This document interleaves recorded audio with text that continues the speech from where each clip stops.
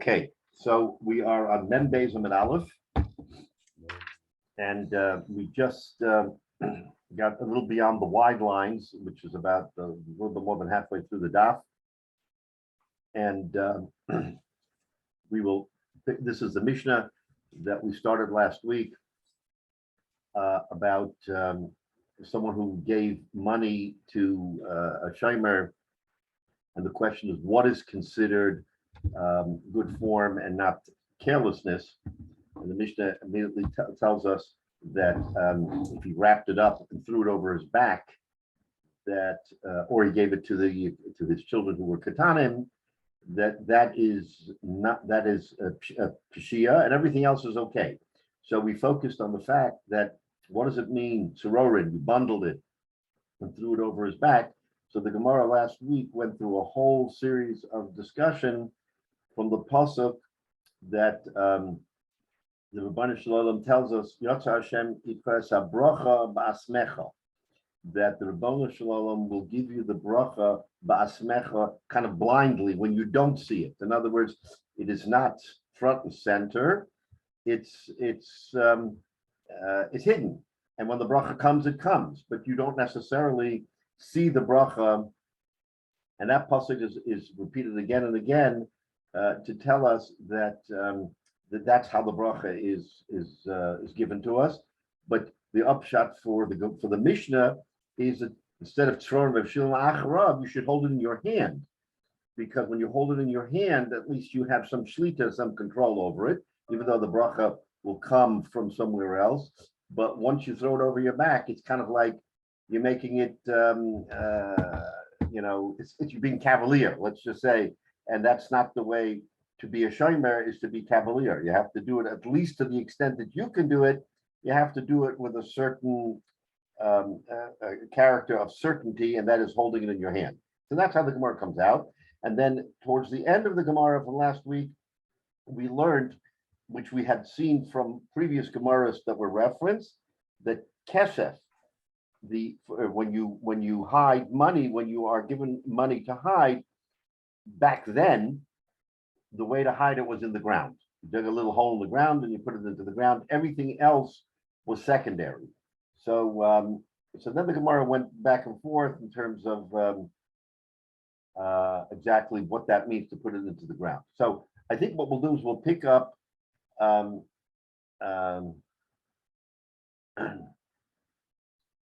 we did the Gemara here about Serva the Rabbanon. So we'll start.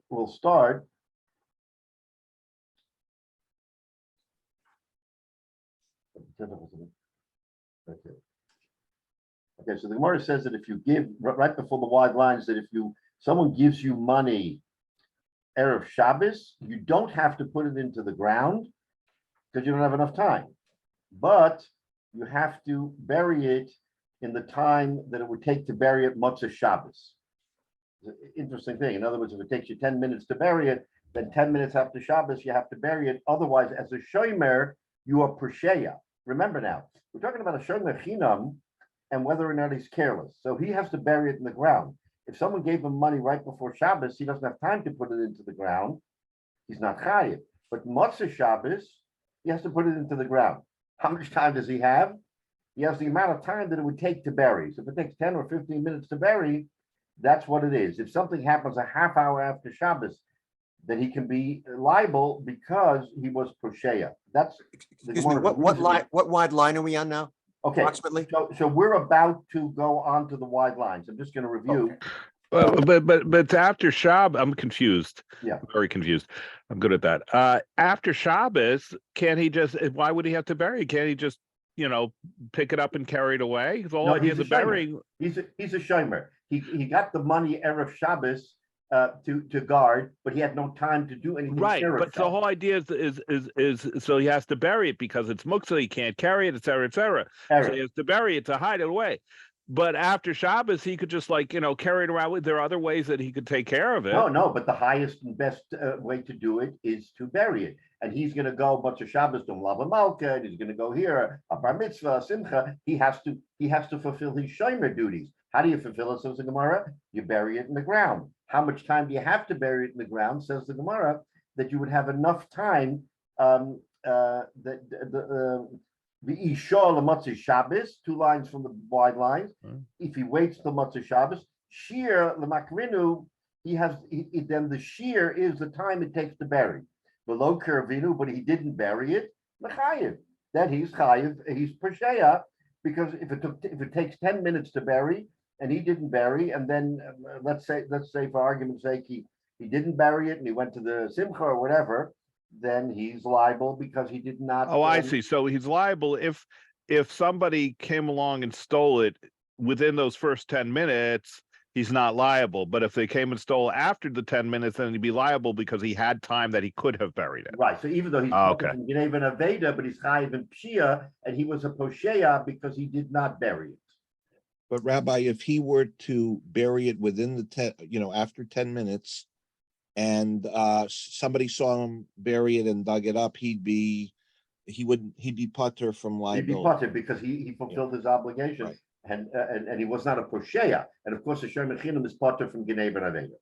Okay, all right. So let's just say the Itzurvim Rabbanan. So now we're going to go to the wide line. If he happens to be a Talmudic scholar, a Itzurvim Rabbanan, who sover Dilma Meboyle Zuzela Avdole.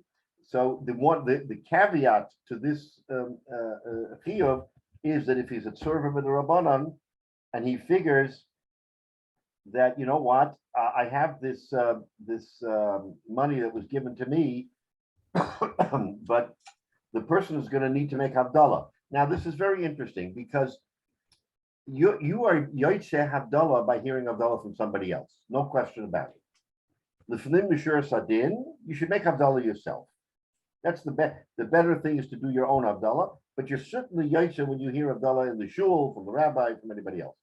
So if he's Survim in the Rabbana, meaning he's a rabbinical student, he's a rabbi, he's whatever, so he takes upon himself the achrayas to make Havdalah, or that he's figuring that the person who gave him the money would make Havdalah, who suffered Dilma Maboyle Zuzele Havdalah, that the person who gave him the money Erev Shabbos will need a couple of cents to make Havdalah,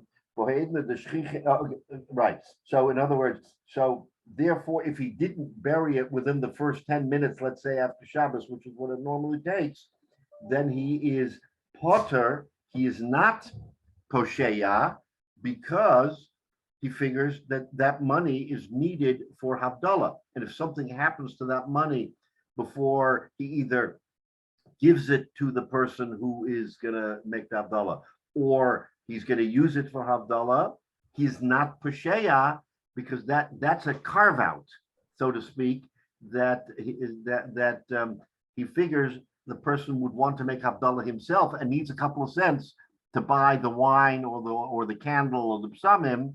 Therefore, he's not Pesheya. So what is the Gemara teaching us? The Gemara is teaching us that the Shem Mitzvah, even though he's a Shem Mechinim, he's normally Chayiv in Pshia, if it's l'shem mitzvah and it was meant for that, then that trumps the pshia, that trumps the carelessness, because he wasn't careless. He was really trying to use that money for a davar mitzvah. Okay, that's the concept. Okay, now, so now we'll proceed.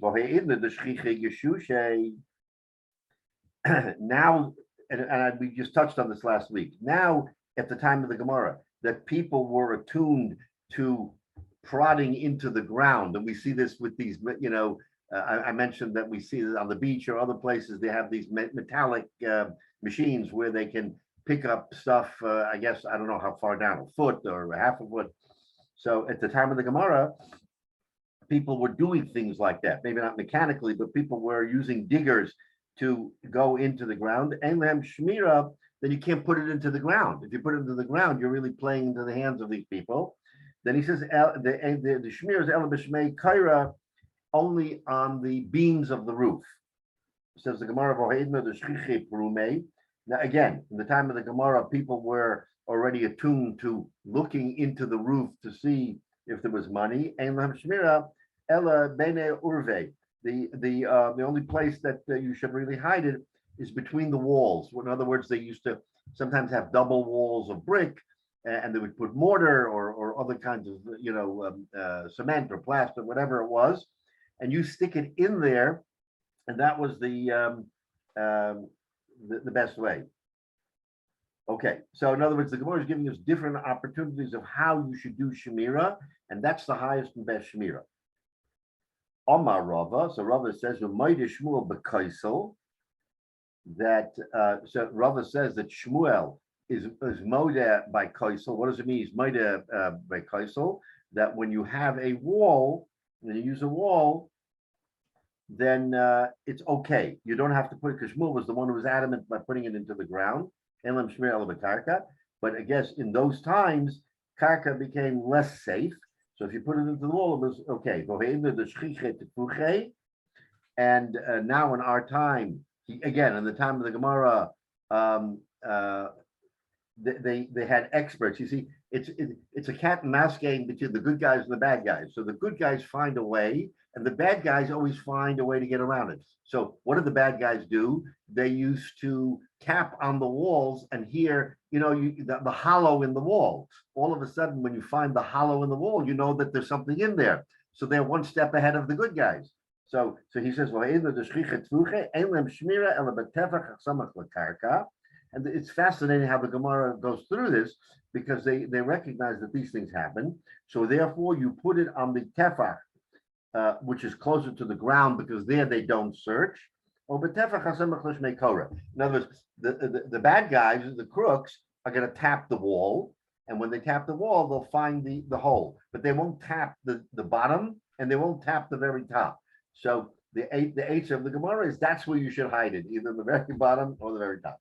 Okay, so this was a very wonderful exercise in prevention, theft prevention. And the Gemara is giving us this whole hasbara as to how you should do it. Okay, that's Rabbi, I'll just say where we came, and now we'll pick up from here. And it's appropriate because we're talking about Pesach, and here we are almost there of Pesach. So let's take a look. Amalei Rav Acha Berei Rav Yosef or Rav Ashi. Acha b'nei Rav Yosef said to Rav Ashi. Okay, so in other words, we learn all of this from a Gemara and Bava in Psachim, in terms of how, again, we're talking about hiding chametz and all of this. So Hasam there in the Gemara and Psachim, Tanan, we learned the following Mishnah. Chametz shenafal alav mefulas. If you had chametz, and you had, let's say, a wall or something else that came crashing over the chametz. In other words, before you had a chance to clean out the chametz from a particular place, right? And let's say you had a wall or something else that was next to the chametz, and it buried the chametz. So now the kasha is, what do you do about bal yirah, bal yamatzah? You're not supposed to see the chametz, but you did not take care of the chametz. You yourself did not remove the chametz. Are you over in bal yirah, bal yamatzah, if the chametz disappeared, but not because of something you did? So that's a question. So in other words, can you be still over on the law? So the Mishnah there says, "Harihu kemavur." It is as if he burnt the chametz because it's no longer visible. Rav Shimon ben Gamliel Omer. Rav Shimon ben Gamliel gives a different test for whether or not you are over on chametz. He says, "Kol she'ein hakelev yochel lechapish achrav." If dogs who usually dig up to a certain point, right? You see dogs constantly using their paws to dig. So the question is, can the dog dig it up? If the dog cannot dig it up, then it is considered burnt, considered bittul, and you're not over on bal yirah. A very interesting thought. So you have to rely on what a dog can do as far as whether or not you are mechuyev in bal yirah. The Gemara Darton, what is the measure? The Tana and the Gemara there learns kama chapishes kelev. What is chapishes kelev? What is burrowing by a dog? Gimel tefachim. So in other words, a dog will burrow 3 tefachim. So if you can, if the wall or the structure that fell on the chametz buried it deeper than 3 tefachim, then you're no longer over bal yirah because even a dog won't get to it. Okay, so that there in Gemara and Psachim L'Kavod Pesach is what it is. Again, we're not relying on that, but if that happens to you and it happens that your chametz gets destroyed other than through your own actions, then that's how you weigh it. You weigh it as to whether or not it's possible that chametz, because you still own the chametz. I mean, of course, you're mafkir, right? We say kol chamira, but to the extent that you still own the chametz, it's your chametz that is buried. But if a kelev can't get to it, gimel tefachim. So the Gemara says, "Hach amai mi beina and shlosh tefachim alo." The kasha then came. Okay, so do we need 3 tefachim or not? So the Gemara says, in other words, by chametz you need 3 tefachim. Do we bury money 3 tefachim in order for you not to be a posheya? Remember, we're drawing an analogy between chametz and kesef. So since by chametz it says 3 tefachim, do we say 3 tefachim here or not? Amalei hasam mishum reicha being gimel tefachim. She says no. It is you don't have to. Basically, you don't need 3 tefachim. Why do you have 3 tefachim by chametz? Because of the smell. He says that the smell of chametz will come up to 3 tefachim. So if it's buried and you still can smell the chametz, then you have a problem. Then you've got to either try to dig it up or, of course, we're mafter it. But then you have to try to at least actively try to remove the chametz. Because of covering, because of hiding, lo bein and gimel tefachim. You don't need 3 for the hiding portion. Correct the Gemara of a kama. How much? Amara from Mesikra. Raf from Mesikra was an Amara. He said tefach. You just need a tefach. So basically, you're talking about a very, very shallow little hole. If you put that money in the hole and you cover it up, then that's considered, according to Shmuel, who says that you have to bury it in the ground, that's considered sufficient. And we don't need 3 tefachim like by chametz, because chametz has its own inyanim. Rabbi, Yes. instead of digging it up, if it's less than 3 tefachim on the chametz side, could you pile more stuff on, more rubble on to make it 3 tefachim? So theoretically, the answer should be yes. That if you bury it further, that it would be okay, because so now you have to ask this: what's the standard? If a kelev is not going to be able to get it, then so we have 2 different intonations here. One is the kelev, and one is the reyach.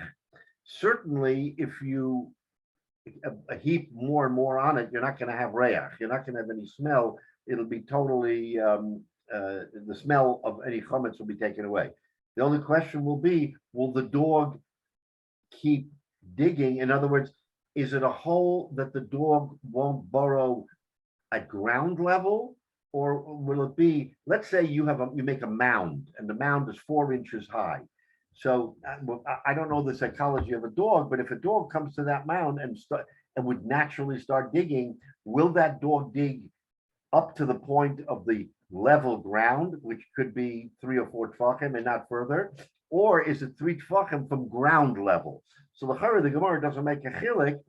We're going to assume it means that the dog is not going to dig 7 tefachim, 4 on top of the ground and 3 under the ground. It's going to dig and dig and dig and then stop digging. And if it came to 3 tefachim, that's sufficient. The dog instinctively is not going to dig more than 3 tefachim. So the answer probably in that case would be that if you heap more ground on it, that you're taking away the possibility of a bal yirah. And again, it's a hypothetical issue, because in most cases, if you're mevatel the chametz, then it's not as critical, because you're making bittul even on something that theoretically can become bal yirah on Pesach. You've said it's not mine. I give up. It's not even going to be mine, even if we find it. But we're talking from a practical standpoint. What does it mean to try to actively get rid of your chametz, and how far you have to go? So the Gemara gives a teretz that there's no comparison between Pesach and us, because Pesach has other circumstances, whether it's smell or other things, and by us, you don't need anything more than 1 tefach to be considered buried in the ground. Okay, now the Gemara. So that's the end of that thought. Now the Gemara is going to give us certain examples, playing off that for the next half a daf or so. We're going to have some very interesting examples of different circumstances having to do with this question of pshia for a shomer chinam. What is considered pshia and what is not? Okay. Hahu gavra da'afke zuziga b'chavrei. So you have this fellow who gave money to his chaver to guard, right? Osvina betzarfa de urvene. So what did he do? He went ahead and we have this Gemara reference to us in the past. So what do they do? So we said that, when people go duck hunting, they go into this, what's called a blind. A blind is a little hole. I'm not sure how exactly big the hole is, but it's a little hole that you hide yourself and that you're very quiet. And when the birds fly, then you shoot from the hole. So I guess, in other words, it becomes as a surprise because the birds don't see you. So you're able to hide and you shoot. So that the circumstance was a person gave his friend some money and the fellow hid it in the blind. Okay, so now the question is that a hole? Is that really a hole? It's not really a hole in the ground. It's a blind. Igniv, and it was stolen. Rabbi Yosef says,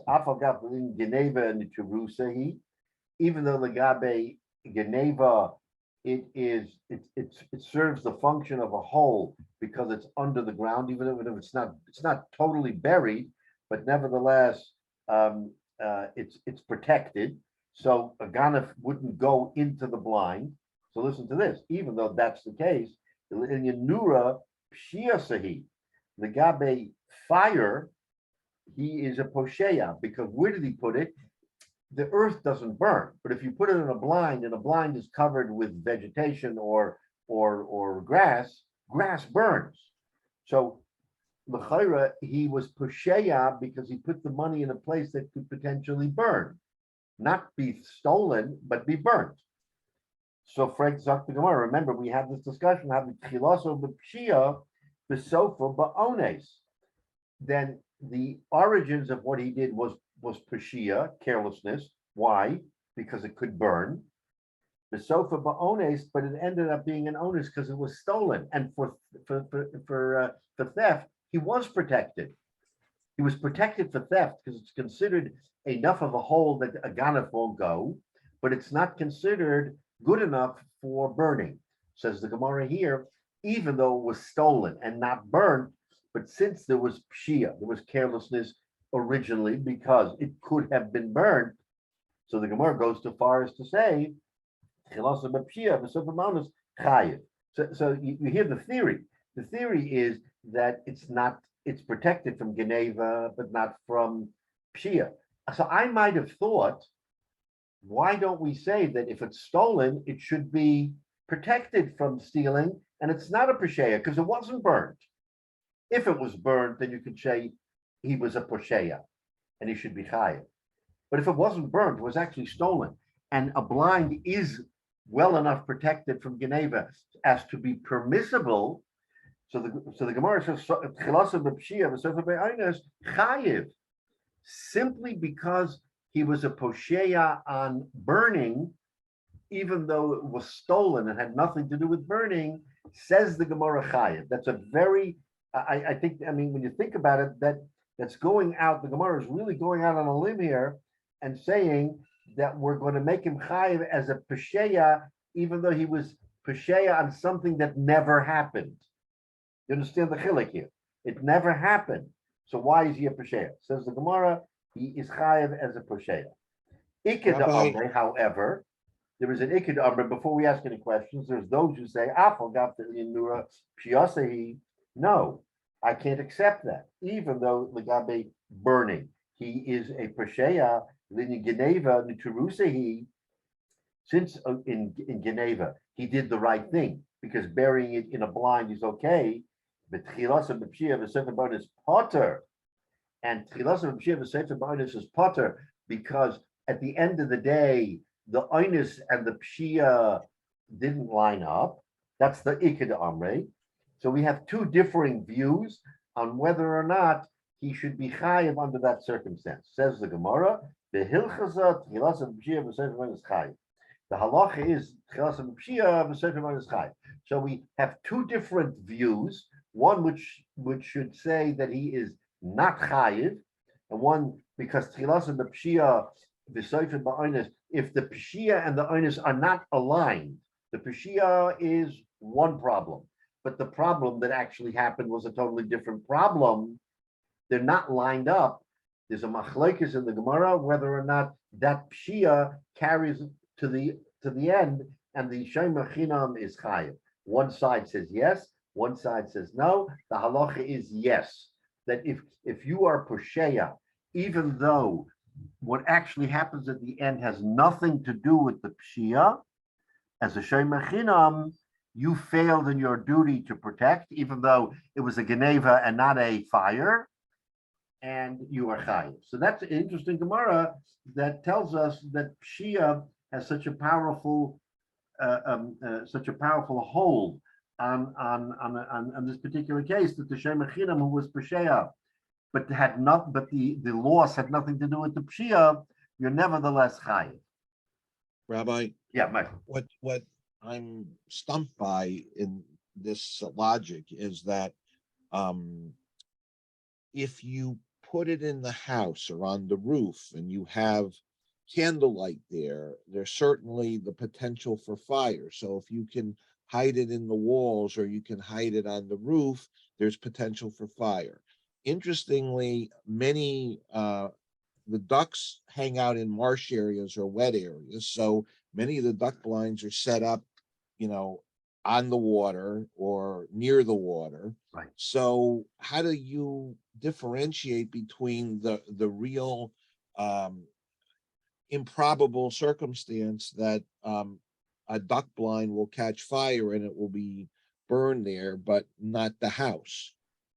Well, Because the probability is probably the same, if not less, in the duck blind. right. So remember, protection number one for kesef is the ground. The ground never burns. You dig a hole in the ground, put it in the ground, you'll always have it protected. Right. Says the Gemara, that is number one. Okay.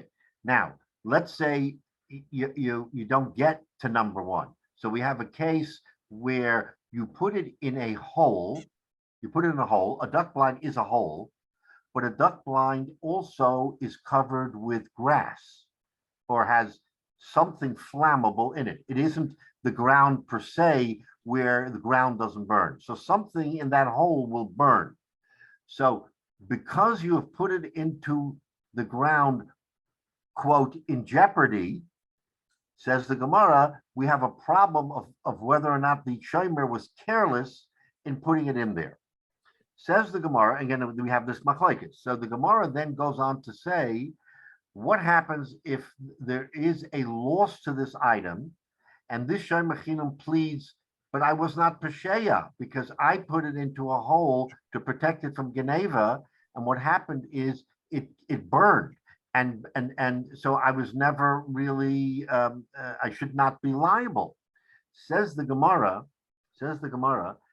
that, and this is the machlokes, obviously, as to whether or not when you shomer were given the opportunity to do a shmira, you didn't do the highest and best shmira, which is putting it in a hole in the ground.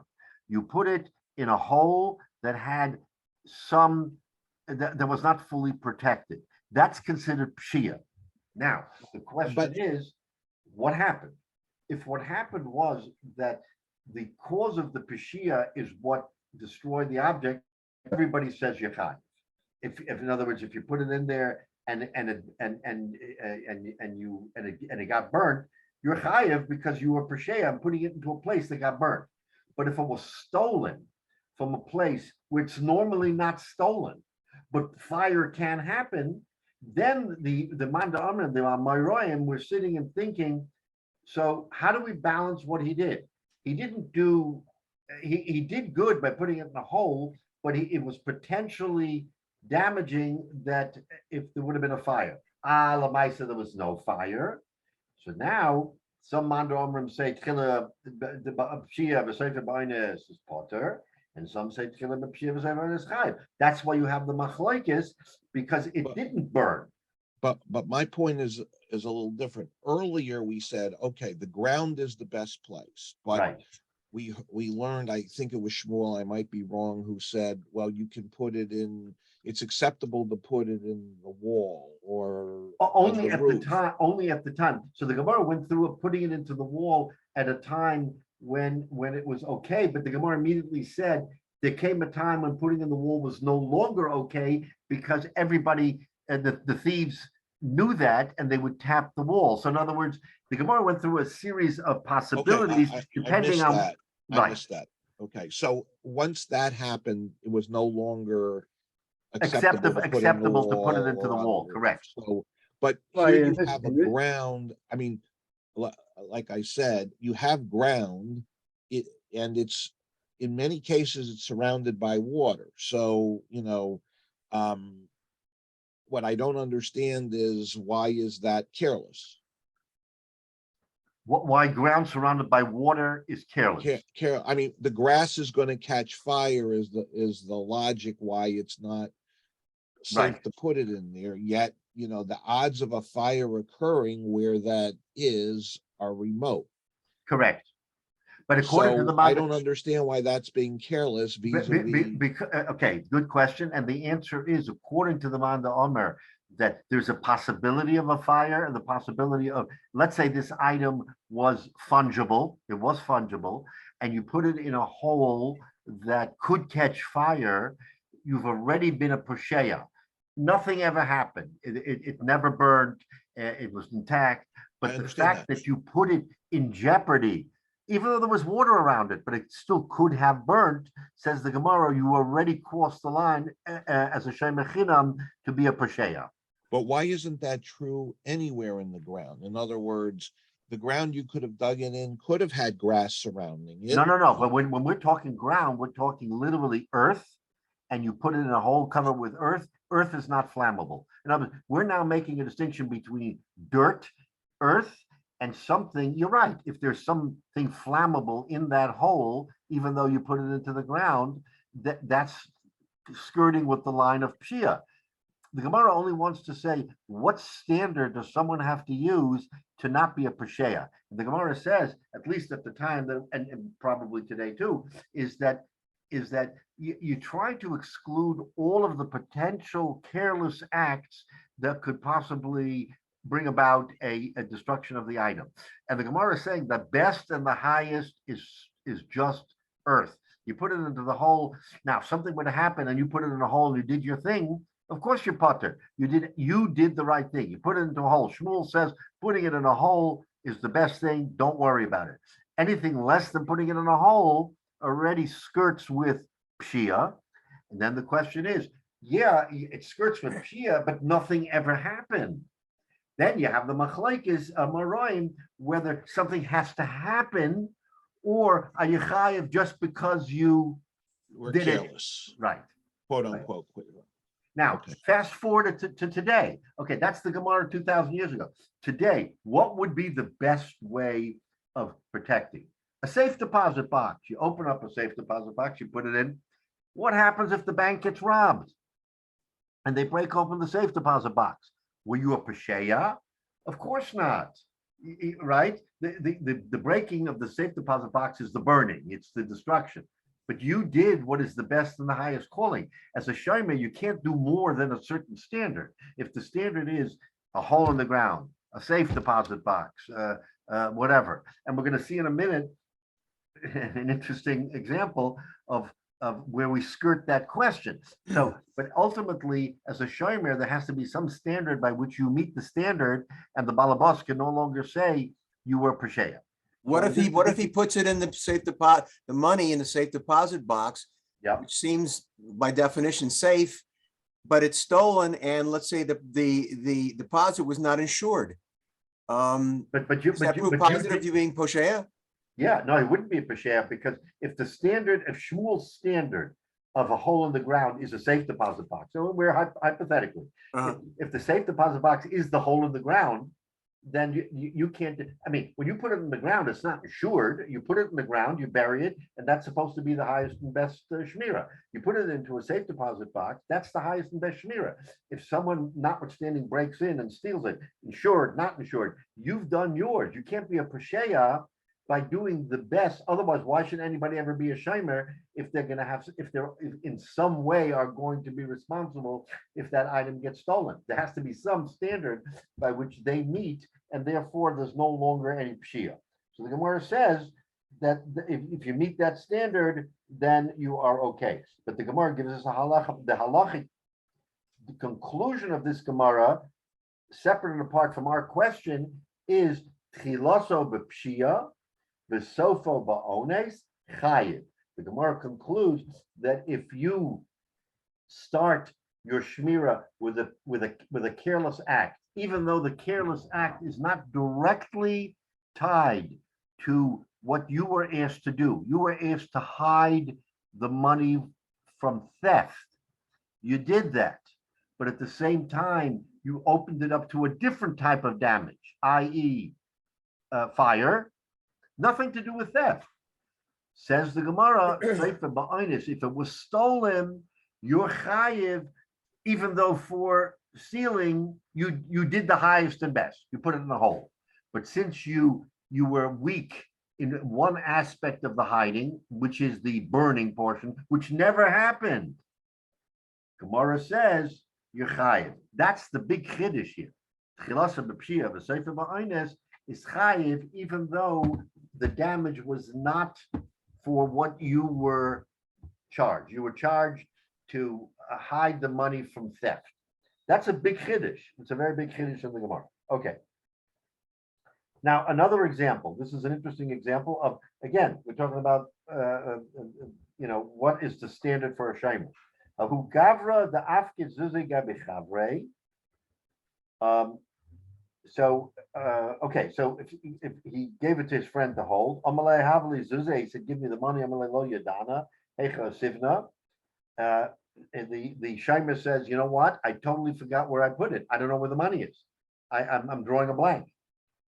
Also, the Kame de Rava. So they came to Rava and they asked the Shala from Rava, what do we do? Is he a Pesheya? He just forgot. Amalei Kol Lo Yadana Pshiyasehi. So Rava said that not knowing what you did with it is considered pshia zil shlim. So again, just as an example, the burden is on the shimer, and Nabach the shimer drew a total blank. Let's say he had amnesia. He lost his memory. So Rava says lo yadana is pshia. Okay, that is. Now, the next case is what I wanted to point out here. Who gavra the afkid zuziga b'chavre. Another example where a person gave the money to his chaver is shlimu li'imei. The shomer gave it to his mother. V'osvina b'kartlisa, and she put it into a kartlisa is like a chest, not the ground. She didn't bury it. She put it into a chest. The query, is that sufficient protection? The igniv, and then it was stolen. So now we're introducing something else. I gave it to my friend. My friend gave it to his mother. His mother buried it in a chest. Okay. So Rashi says, okay, so Argus. So Karklisa it's like a basket or a chest, a drawer, something that is not a hole in the ground. The ignorant was stolen. So what's the kasha here? So now we have a chain of events, and we have to understand who's chayiv. Omar Rava. So Rava says, "Heichen adaina daina lahaydina." So Rava poses to his talmidim, "What do you think? Okay, who is chayiv? This is not a straightforward case. Who do you think should be chayiv here, if at all?"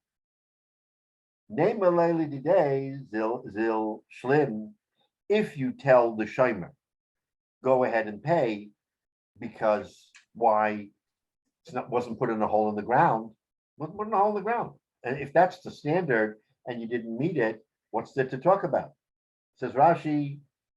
Now, Rashi says, the shomer shemosel shomer chayiv. Rashi now introduces, besides the fact of the concept that it wasn't put in the right place, we have a concept of shomer shemosel shomer chayiv. If you give me something to watch, and I in turn give it to another shomer, I pass it along to a second shomer and say to my friend, do me a favor, watch this for me because I'm watching it for Ruvain. You've now broken the chain and you're chayiv. So the kasha is, if you go back to the original shomer and you say to him shlim, and this is shomer shalomosol shomer chayiv, is he chayiv? So the Gemara, Omar, the shomer can say, okay, men beis and beis, the very top. We're up at the top of men beis and beis. Kol mafkid al das ishto ubanov hu mafkid. We had this Gemara referred to us in the past when we were learning about shomer l'masol shomer. We referenced this Gemara, and what does the Gemara say? The Gemara says, "Kol mafkid al das ishto ubanov hu mafkid." That when a person gives, if you give me something to watch, the assumption is you're giving it to me and to everybody in my household. Says Rashi, Kol mafkid al das shelo yeshomer nimna melmasron lan shebesa hagdolim v'nemanam luhu demafkid. The assumption has to be that anybody, that if like I tell you something, aren't you going to tell your wife? Are you going to tell your children? The assumption is that your immediate family is part of you. So if he gave it to his mother, why is it shomer masal shomer? It's part of his family, so he should not be chayiv. So in other words, why are you chayiv shomer masal shomer? His mother should be part of his family, and therefore, if he wasn't pasheya, then the fact that he gave it to his mother is not another shomer which breaks the chain. It's part of his own. It's part of his own. Why is he Pasheya? Right? That's the Gemara's kasha. The mother should be included in the Shmira. Okay? So that's one way of looking at it. So if you're going to say that the Shomer should be Chayiv, why is he Chayiv? He gave it to his mother. His mother is part of him. All right? So remember, at this point in time, Rava is having this discussion with his Talmidim. And he's saying, who's Chayiv? Okay, the guy is not chayiv because he gave it to his mother, and kolamafkid al das ishto yubanav, and the mother is included. How about Zil Shlim telling the mother she should pay? Okay, you go to the mother and say, you know what, you were pesheya, you put it in a chest, not in the hole in the ground. You should be chayiv. Omra. So the mother says, lo omali delav dedaininu. The Akrivinu. This is a woman, obviously, who knew halacha, right? So, of course, I would have put it in the ground if I'm a shomer, but this is my son's money. He didn't tell me that it was somebody else's money. So I took my son's money and I put it in a chest. Why should I be chayiv? You understand what she's saying? She's saying, if you would have told me that I'm a shomer, okay, I understand that maybe I have a chrayas, but lo amali delav dedaininu dakrivinu. But no one ever told me that it was not my son's money that I have to go bury it. So it's a very interesting shaila because what she has a taina. How can you collect for me? I was not it's not shomer l'masal shomer, which is chayiv because I'm part of the family. And I put it into a chest because I wasn't a shomer. I was taking my son's money. So why is so you can't collect for me? Okay. So okay, so the Gemara now says, then now we're going to go back to the shomer. Amayloi amala. Why didn't you tell your mother that she was a shomer? So in other words, you were negligent because you didn't tell your mother that she was being a shomer and not taking your money. So we're going back now to the original guy and saying you were careless because shomer shalamasal shomer. okay, the mother has an exception, but at least tell her that you are passing on the shmira to her, and therefore the standard for the shmira should be a hole in the ground, not a chest of drawers. Why didn't you tell her? So he gives an interesting answer. Omar Kolshkein the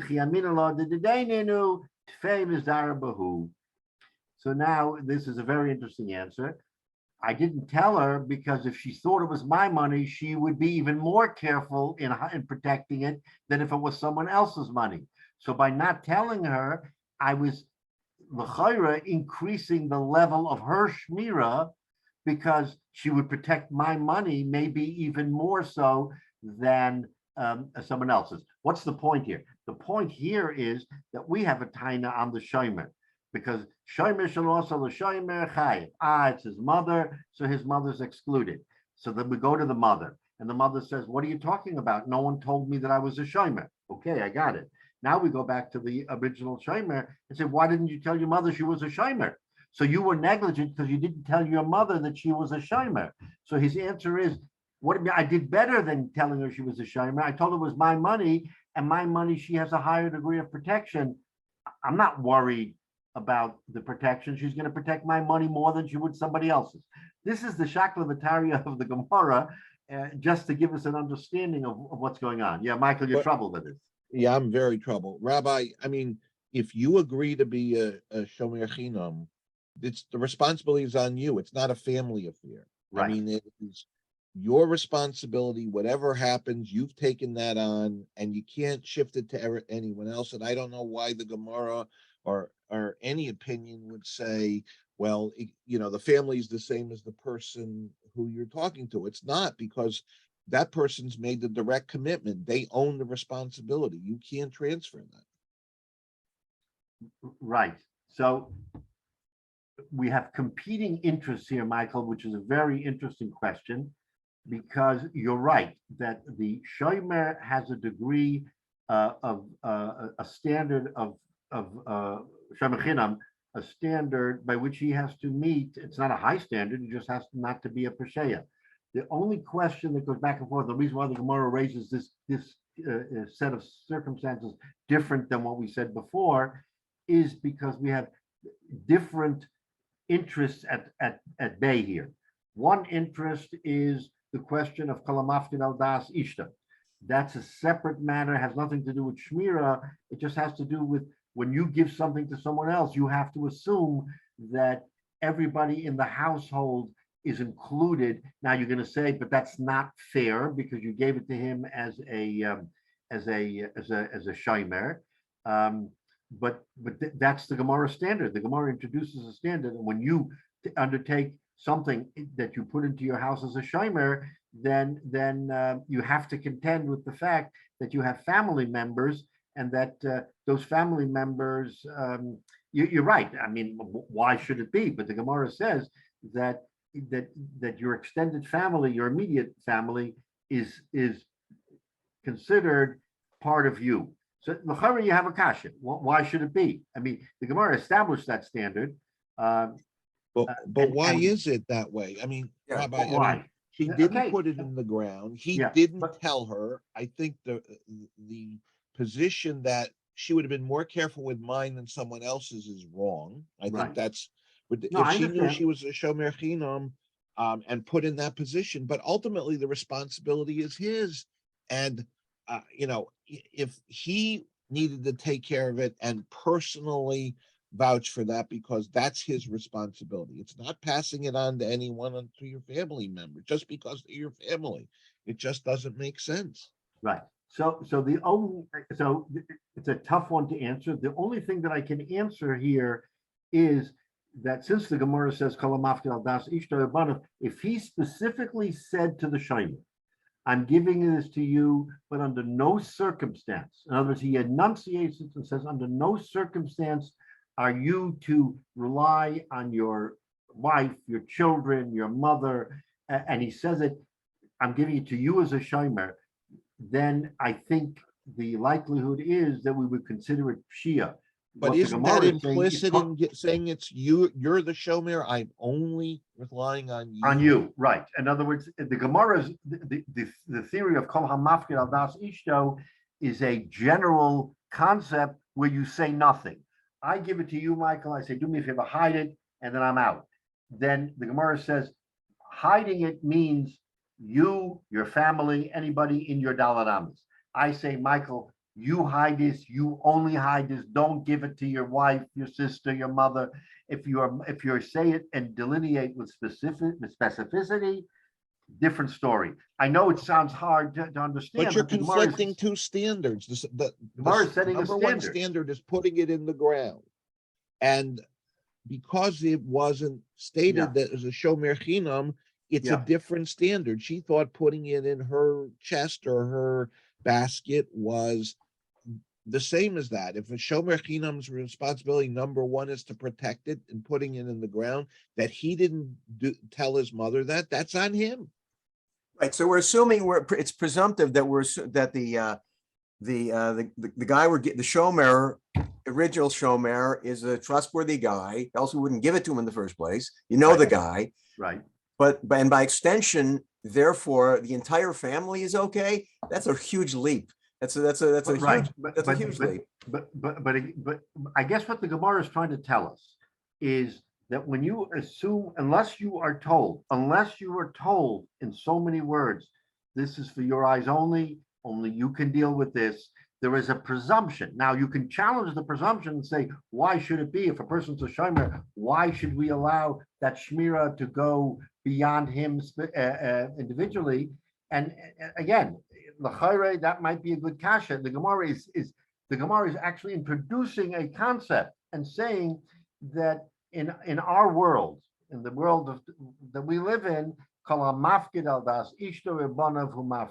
that a person who is asked generically to do something at the time of the Gemara, that included his household. Now, but what would Rabbi, it be? if it was a shomer sacher, it wouldn't be the same. No, shomer sacher would not be the same because so how is that right? Not a family affair. Because you're being paid for it, so therefore there is consideration, and that consideration changes the contour of the discussion.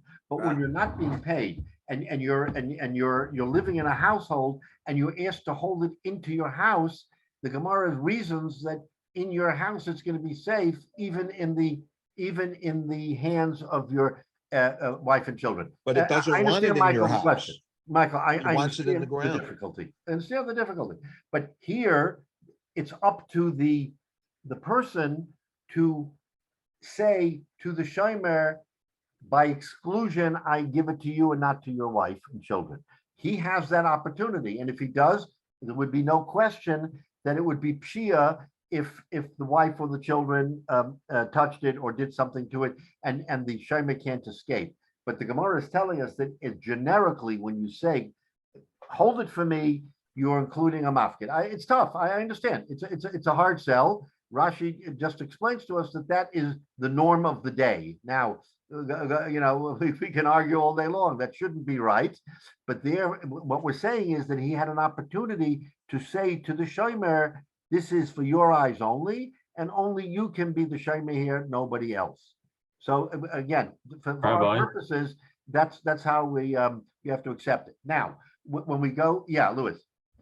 Might it not be good to consider that even up until recent times, in the past 200 years, banking was a family affair. So that if you gave something to the house of Rothschild to use deposited money, it could be any of the Rothschilds that are going to handle it.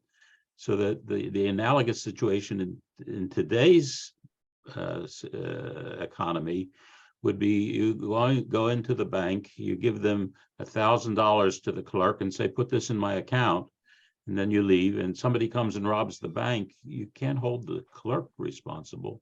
Again, so you're making a good point. And what's the standard of the day? If the standard of the day was that giving it to the house of Rothschild or to Reuven, who has a family, if that was the understanding, then we have to go by that understanding.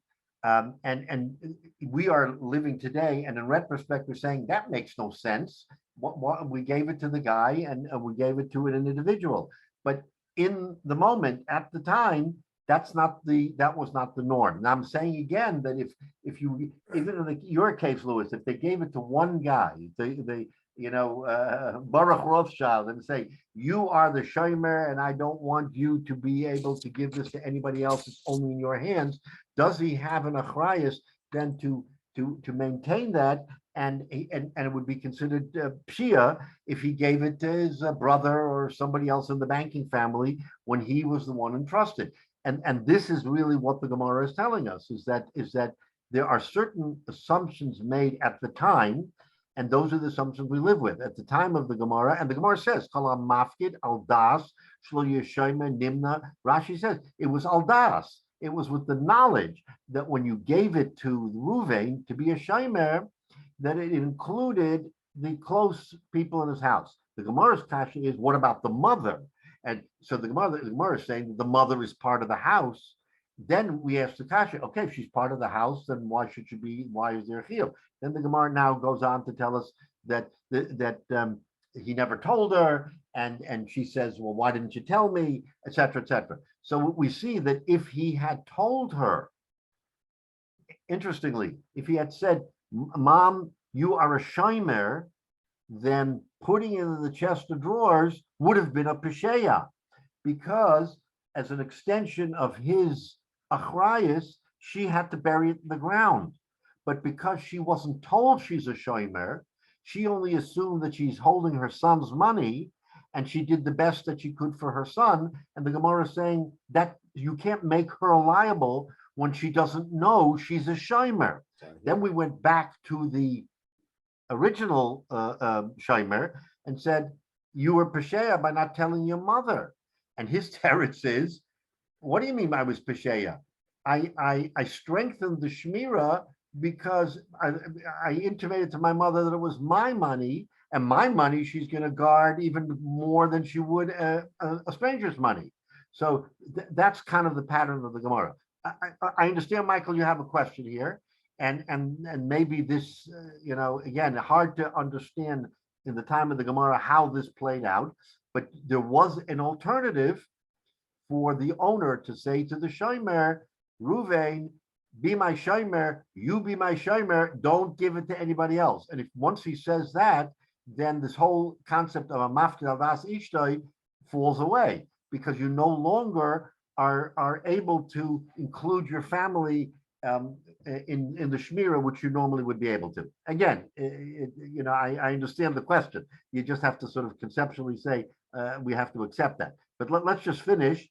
Ella Omar Rava. So it's a kasha. Who's chayiv here? The poor guy gave the money to the shomer. The shomer gave it to his mother. The mother put it in a drawer. It was stolen. He says that he gave it to her. She says, I wasn't a shomer. He says she was better than a shomer. What do we do? And Rava is asking his talmidim. What's the answer? So Elo Amar Rava, okay, and on Mem Beis and Beis says Rava, Mishtabe iu dahana zuza ashlimnu leimei. So here's the pshara, says Rava. He has to swear that he gave the money to his mother to hold, right? That she is the not necessarily that she's the shomer, but that he gave it to her to put away, right? And so she has to make a shvua, and she then makes a shvua dehana zuza usvina bakar talisa, the ignav, and she swears, but I put it in a chest of drawers and it was stolen, so I did the best that I was supposed to do. Upotter and they're both potter. They're both potter, says Rava. In other words, it was just there's no pshia, and the owner has to suffer the consequences. Again, you're not going to like this, because why should he be stuck?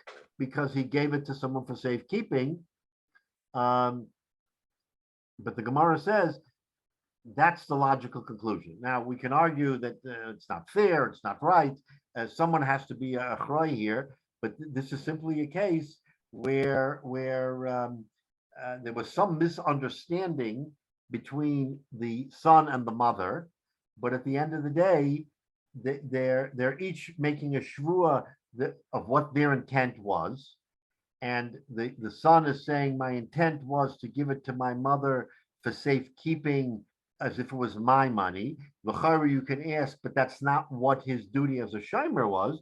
As a shomer, his duty was that he has to watch it, and therefore he should have, his highest standard of custody should have been to put it into the ground, right? We agree. But he didn't do that. He gave it to his mother with the idea that she would be protecting his money, his own money, and she did for her son. She did the right thing. She established a standard that she felt was the highest and best standard to protect the money, but she would not have done that if she was told that she was a shomer. So the Gemara says this falls between the cracks, and Rava says this is a case where no one is chayav. So it's kind of like not the most satisfactory outcome, because we want someone to be a achroi here. But what the Gemara is telling us is that there's no pshia here. That at the end of the day, even a shomer chinam, if he's not pasheya, is not chayiv, the balabos loses the money. So the fact that the balabos is going to lose the money here is not a chiddush. It just means that we can't pin it on anybody. We can't pin the loss on the actual shomer, and we can't pin the loss on his mother. A very unique kind of circumstance, but again, that's the outcome of the Gemara. So we have a circumstance where he didn't do the highest and best shmira, but because of the way he handled it, the Gemara says he's exempt from paying. Again, we'll look further. Maybe I looked into the different Rishonim. There was nothing that was specifically critical of this Gemara, because Rava had trouble. I mean, he asked his Talmidim to come to a. Obviously, it was not straightforward. Otherwise, the Gemara would have given us a straightforward answer. The Gemara showed us that it was a shaila because he asked the question, and whenever the Gemara says, as it does here, which is, that's code word for Rava saying, I'm struggling with this Gemara. What are you, in other words, what's the svara? So he's asking his Talmidim to help him with the svara. It wasn't straightforward to him. So at least, Michael, you're comforted by the fact that it wasn't a simple open and shut case of no pshia, because you're troubled by that. I understand.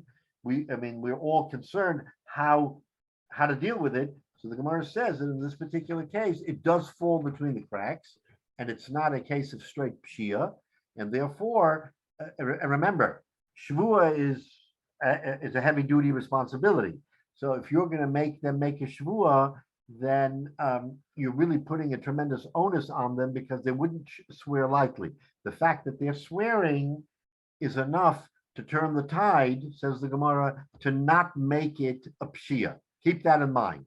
That shvua is something that we don't normally even ask them to do, but because Rava says, I'm troubled here, what do I do? How do I resolve it?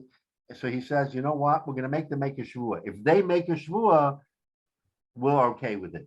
I may not be okay with it, but he's saying if they make a shvua and each one says, this is what I intended, then we say, okay, leave it. Now that's good enough for us. So one last point, and then I'll be quiet. Yeah. No. It's a very valid thought. Yeah. The last point is that what it tells us is that the standard for a shomer chinam is higher than for a family member. So by virtue of him not saying it, despite the fellow saying that my mother will treat my money better than anyone else, that's his opinion. The standard was not met, and that he was derelict in not telling his mother that he was the shomer chinam, and she would have dealt with it differently. Right. So in this case, where I know the shomer chinam is doing it out of the goodness of his heart, he was careless and should be right. So to that point, I agree with you that he was careless in not telling his mother that this was a shmira and not a a personal thing, and therein there is a weakness. I agree with you, but his taina is that I didn't tell her, but by not telling her, I, in my view, strengthened. Now he may be wrong. He may be wrong, but he says I strengthened the shmira because my mother thought it was my money, and for my money, she'd be even more careful than for the money of a shmira. Now, obviously, we disagree, and you're not happy with it, and I have to tell you that there is a weakness in that argument because why should he get away with it? Because he didn't tell his mother. That should be on him. The Gemara is obviously telling us that by not telling her, there is a theory that he was right, that the shmira that she made was greater than the shmira for a shomer. That's obviously how the Gemara is looking at it. We disagree necessarily, but the Gemara is saying that that alone is not carelessness. Not telling her is not carelessness to make him chayiv to malabos. I know it's tough, Mike. I'm agreeing. This is a very interesting and different shaila, and therefore Rava had trouble with it, and therefore Rava said, you know what, I'm having trouble here, so I'm going to take the other way out by saying make a shvua.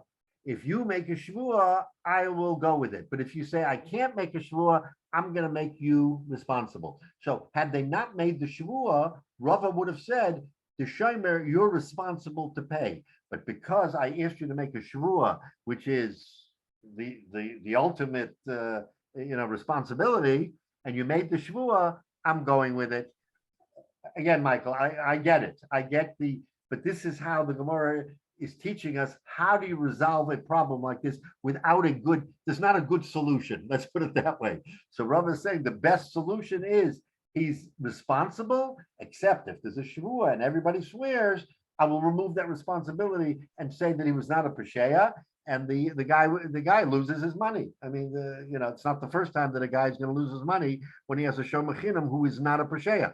This is not pshia according to Rava. All right. So on that note, we have a lot to ponder. I wish everybody a chakoshev and sameach, a wonderful Pesach, and we should all come away with a greater feeling of connectivity to Klal Yisrael. We're in a very difficult time, notwithstanding how complicated the Gemara is. The real life complications of our time are very, very great. So hopefully this pause in giving us the opportunity to come together as a Am Echad will be a teshua for all of Klal Yisrael. So with that, I'm sure we all wish each other. Mitzvah Hashem, we'll have our next year after Pesach, and we'll continue actually in this vein because there are other examples that the Gemara is going to give us. And hopefully they won't be as complicated, Michael, as this one, where we're going to have to grapple with such complications.